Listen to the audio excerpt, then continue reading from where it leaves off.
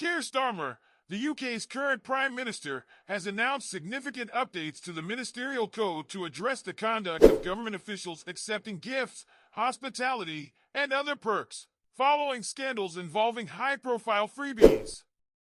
This revision comes after controversies erupted over tickets to a Taylor Swift concert and free clothing provided by a Labour donor. Starmer's move marks a notable shift towards stricter ethical standards, aiming to restore public trust in government accountability.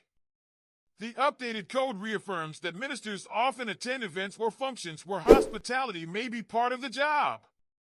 However, it underscores that they must refrain from accepting gifts or services that could be perceived as compromising their independence or putting them under obligation to certain individuals or organizations.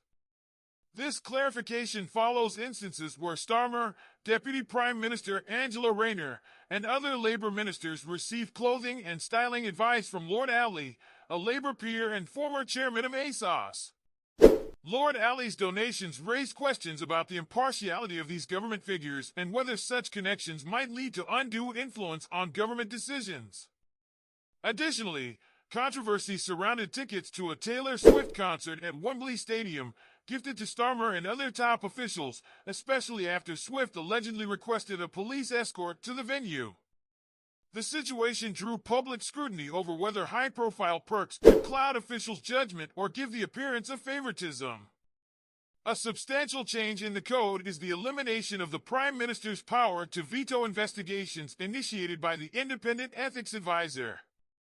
Previously, the Prime Minister could refuse or delay probes, citing public interest reasons, which critics argued allowed too much room for political maneuvering.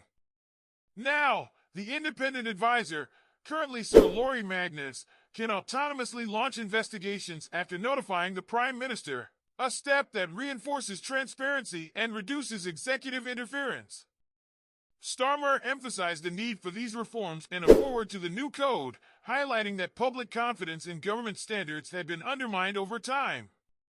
He stated that the code now sets higher standards aligned with what the public expects from its leaders. This sentiment echoes his commitment to restoring integrity within Westminster, a commitment that's resonant with a public increasingly critical of political leaders' ethics and perceived privileges. The updated rules also instruct ministers to consider public confidence in government standards when deciding whether to accept any gift or hospitality. By removing ambiguities in the Ministerial Code and stripping the Prime Minister of veto power over ethics probes, Starmer aims to rebuild faith in the UK's political system, setting a tone that ministers must now follow stricter guidelines that prioritize accountability over privilege. The revised code signifies a deliberate step toward reducing potential conflicts of interest within government, reinforcing a message that leadership should exemplify public service rather than benefit from it.